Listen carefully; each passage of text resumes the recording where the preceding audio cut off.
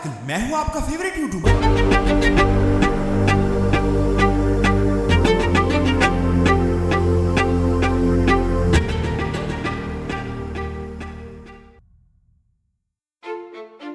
सादुर रहमान 21 दिसंबर 1997 को लाहौर में पैदा हुआ। एक normal middle class family, parents और एक छोटा भाई मुनीब, जो बाद में उसकी वीडियोस में शामिल होने लगा।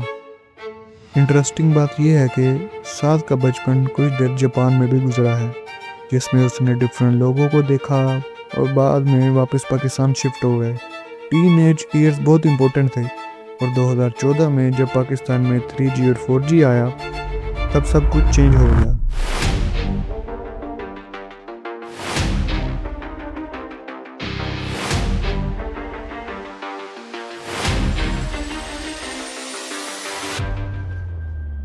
साथ बाकी टीनेजर्स की तरह यूट्यूब एक्सप्लोर करने लगा, गेमिंग वीडियोस देखने लगा, कॉमेडी देखने लगा, इंटरनेशनल क्रिएटर्स को फॉलो करने लगा और उसे ज़्यादातर इंडियन कंटेंट पसंद आने लगा।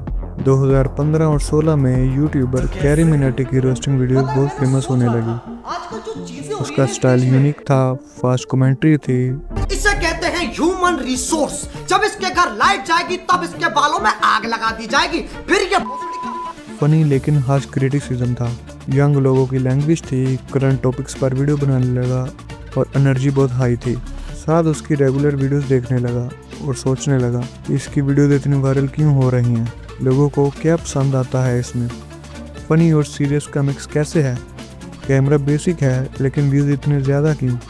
साद ने देखा कि पाकिस्तान में कॉमेडी कंटेंट मोस्टली कॉमेडी ही थी, व्लॉग्स थे, मोस्टली रिच लाइफस्टाइल दिखाने लगे, गेमिंग थी बट लिमिटेड।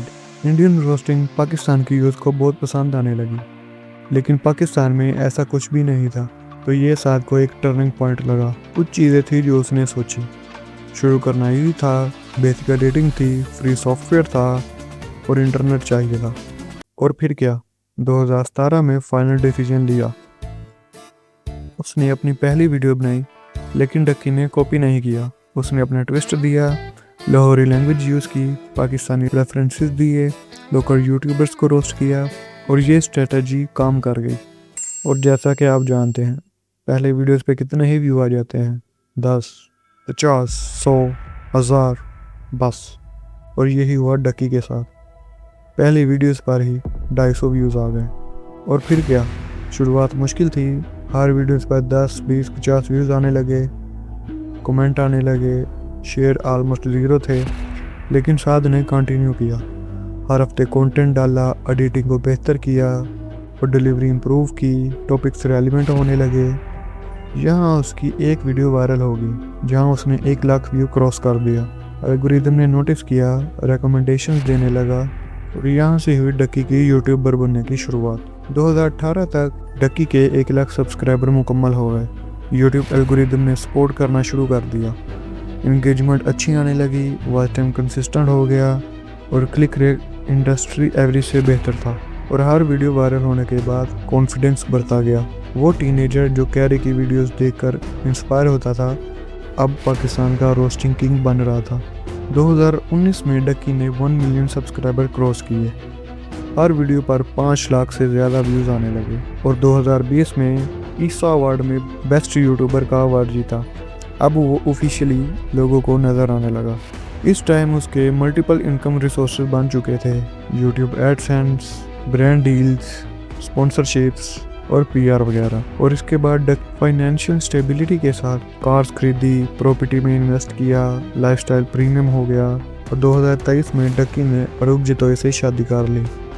डक्की पाकिस्तान के टॉप 5 यूट्यूबर्स में था, इन्फ्लुएंस, रीच और अर्निंग के मामले में। लेकिन ये था भी, कहते हैं आप जितना ऊपर जाते हो आपको उतना ही संभल कर चलना पड़ता है, अगर गिर गए तो उठना मुश्किल होता है।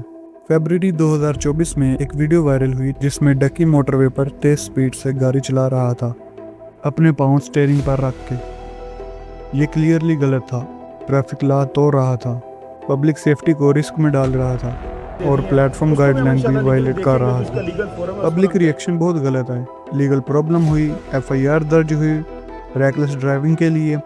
मीडिया ने नेगेटिविटी कवर की और लाहौर हाई कोर्ट से प्रोटेक्टिव बेल मिली। साहब की 2 FIRs हैं, एक पिंडी में एक सरगोदा में, और अनबल जो हमारे जस्टिस साहब हैं शहबाज रिजवी साहब की कोर्ट से प्रोटेक्टिव बेल हमें मिल गई है। ये सब दिखाता है कि जब बहुत सक्सेस मिल जाती है तो लोगों को लगता है तो वो कुछ भी कर सकते हैं। तो इसका नतीजा क्या हुआ? पब्लिक अपोलॉजी करनी पड़ी, बिहेवियर में चेंज आया, सब कुछ नॉर्मल हुआ, कुछ वायलेट नहीं किया गया दोबारा, और फिर वापस अपने डेली ब्लॉगिंग की तरफ आ गए। ये पहला रेड फ्लैग था रिस्पॉन्सिबिलिटी और जजमेंट के बारे में। 2023 और 24 में पाकिस्तान में गैम्बलिंग और बैटिंग ऐप का अग्रेसिव मार्केट चल रहा था। बाइनमो, 1xBet, Bet365 जैसे ऐप यूट्यूबर को अप्रोच कर रहे थे। ऑफर था 10 से 30 लाख रुपए पर प्रमोशनल वीडियो। आप सोच सकते हैं ये कितनी बड़ी अमाउंट है एक नॉर्मल आदमी के लिए, और वो बस इसे एक छोटी सी वीडियो के अंदर 10 सेकंड का क्लिप ऐड करने के लिए लेते हैं। जा रही है। आए 180 तेरा क्या बना 1800 आए ओए भाई बढ़िया भाई का खर्चा भी निकला है गेम में मंगाया वो भी खर्चा निकला है। ठीक है भाई ऐसे होते हैं गाड़ी में पेट्रोल डलवाने के खर्चे भी निकले हैं। आए डक्की के सामने 2 ऑप्शन थे। पहला ऑप्शन या तो वो बैटिंग ऐप्स को नो बोल दे और अपनी क्रेडिबिलिटी बचा ले जो इसके लॉन्ग टर्म में काम आएगी, और दूसरा ऑप्शन पैसे लो और छोटा सा प्रमोशन कर दो। दूसरे भी तो कर रहे हैं, मैं थोड़ा सा कर लूँगा तो क्या हो जाएगा, एक डिस्क्लेमर डाल दूंगा शुरू पे। और क्या हुआ, डक्की ने दूसरे ऑप्शन को चूज़ किया। तो फिर डक्की अपने हर व्लॉग में किसी न किसी बैटिंग ऐप का प्रमोशन कर रहा था और बता रहा था मैं यहाँ से इतने डॉलर जनरेट करता हूँ, आप भी कर सकते हैं, इतना आसान तरीका है, आप घर बैठे बैठे ये कर सकते हैं। इजी मनी का प्रॉमिस किया गया, रिस्क प्रॉपरली नहीं बताया गया और यंग ऑडियंस को टारगेट किया गया जो कि फाइनेंशियली बिल्कुल भी समझदार नहीं थे। और कुछ ही हफ्तों में कंप्लेंट आना शुरू हो गई, लोग पैसा हारने लगे, लोगों का पैसा विड्रॉ नहीं हो रहा, छोटे बच्चे अपने घर वालों के पैसे यूज़ कर रहे थे, और कस्टमर सपोर्ट को तो अब छोड़ ही दें। सोशल मीडिया पर बैकलैश हुआ, #डक्की बाय स्कैम ट्रेंडिंग हुआ, लोग अपनी स्टोरी शेयर करने लगे जिसमें वो 50 से 5 लाख तक हार चुके हैं, और पेरेंट्स कंप्लेन करना शुरू कर दी। FIU और नेशनल साइबर क्राइम एजेंसी को मल्टीपल कंप्लेंट्स मिली। एस्टिमेट इफेक्टिव लोग 1000 में थे, एस्टिमेट फाइनेंशियल लॉसेस करोड़ों में था, और एलिगेशन था फ्रॉड, मिसलीडिंग और एक्सप्लॉयटेशन। इस पर इन्वेस्टिगेशन स्टार्ट कर दी। 16 अगस्त 2024 वो दिन था जब सब कुछ बदलने वाला था। सब कुछ नॉर्मल चल रहा था। डक्की ने इंटरनेशनल ट्रैवल करना था, कोई इंडिकेशन नहीं था, और अब वो लाहौर एयरपोर्ट के लिए निकल चुका था। एयरपोर्ट पहुंचा, चेक इन शुरू किया, और 4:30 पे national cyber crime agency team normal कपड़ों में थी और उन्होंने डक्की को पब्लिक एयरपोर्ट में अरेस्ट कर लिया। चार्जेस प्रिवेंट किए गए, पैका 2016 वायलेशन, PPC 419 और 420 फ्रॉड ऐप के प्रमोशन के चक्कर में डक्की पर FIR हो गई। डक्की का नाम प्रोविजनल नेशनल आइडेंटिफिकेशन लिस्ट पर आ गया, ट्रैवल बैन हो गया और उसे कस्टडी में ले लिया गया। सोशल मीडिया पर आग लग गई, ट्विटर पर #डक्की बाय अरेस्ट। 30 मिनट में यह खबर ट्रेंडिंग नंबर 1 पर चली गई। इंस्टाग्राम पर स्टोरियां और पोस्ट वायरल होने लगी। न्यूज़ चैनल ने ब्रेकिंग न्यूज़ कवरेज की। पब्लिक रिएक्शन डिवाइडेड था। डक्की को सपोर्ट भी मिल रहा था और इसे डिजर्व इट भी कहा जा रहा था, और न्यूट्रल लोग बोल रहे थे। चले अब चलते हैं इन्वेस्टिगेशन की तरफ। सोशल मीडिया मेंशन 24 घंटे में 5 लाख से ज़्यादा हो गए। यूट्यूब वीडियो 100 से ज़्यादा बन चुकी थी पहले 24 घंटे में, और हर वीडियो वायरल जा रही थी। पर्सनल इम्पैक्ट भी हुआ। वाइफ अरूप शॉक हो गई, फैमिली की इज्जत मिट्टी में मिल गई और चैनल स्टॉप हो गया। ये वो मोमेंट था जब डिजिटल एम्पायर गिर गई, पब्लिक परसेप्शन ओवरनाइट चेंज हो गया, एंटरटेनर से एक्यूज्ड बन गया। ये बहुत ही मज़े का होने वाला है। 26 नवंबर 2024, 102 दिन, new uploads 0, post 0, social media silent और पब्लिक स्टेटमेंट नन। अरूप ने 8 ऑफिशियल्स के खिलाफ FIR की। एलिगेशन से physical torture, verbal abuse, mental harassment और करप्शन।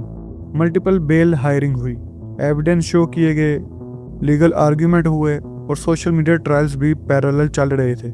लाहौर हाई कोर्ट ने डिसीजन दिया, बेल 10 लाख रुपए पर कंडीशन अप्लाई हुई और रिलीज प्रोसेस स्टार्ट कर दिया गया। और 26 नवंबर 2024 को फाइनली डक्की जेल से बाहर आ गया और न्यूज़ चैनल फिर डकी को कवर करने लगे।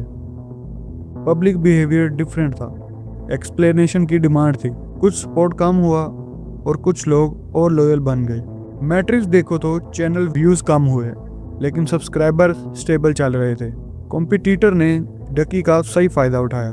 डिजिटल की दुनिया बहुत ज़्यादा फ्रजाइल होती है, एक मोमेंट बहुत एक्टिव होता है और अगला ही मोमेंट कंप्लीट साइलेंट बन जाता है। 7 दिसंबर 2024 को डक्की ने अपनी पहली वीडियो पोस्ट की जिसकी ड्यूरेशन थी तकरीबन 57 मिनट्स।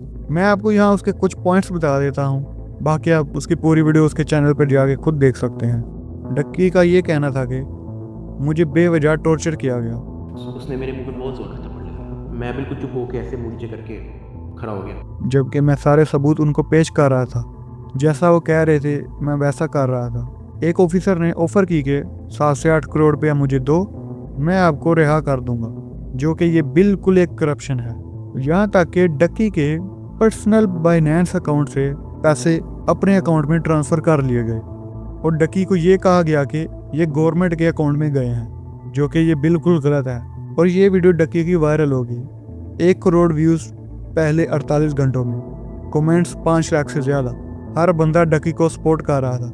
लोग अपनी स्टोरीज में डक्की को मेंशन कर रहे थे, डक्की को सपोर्ट कर रहे थे और डक्की सोशल मीडिया पर ट्रेंडिंग नंबर 1 पर चल रहा था। इस वीडियो ने दूसरे यूट्यूबर्स का नैरेटिव शिफ्ट कर दिया। लोग डक्की के हालात से डर गए और बैटिंग एप्स कोलैप्स कर गई। इस केस में क्लियर हीरोज और विलन्स नहीं हैं। ये केस स्टडी शो करती है कि digital fame powerful but fragile होता है। इंटरनेट ने डक्की को सब दिया, वेल्थ, फेम, इन्फ्लुएंस, लेकिन जब डिसीजन किया ही तो डक्की ने अपना फ़ायदा सोचा। राइज से डाउनफॉल तक और शायद रिडेम्पशन, लेकिन स्कार्स परमानेंट हैं। ट्रस्ट एक बार टूटा तो रिस्टोर करना इम्पॉसिबल हो जाता है। ये रिमाइंडर है, डिजिटल एज में हर चॉइस डॉक्यूमेंट है, हर डिसीजन का कॉन्सिक्वेंसेस एम्प्लीफाइड है। ये तमाम इंफॉर्मेशन पब्लिकली अवेलेबल इंफॉर्मेशन पर बेस्ड है।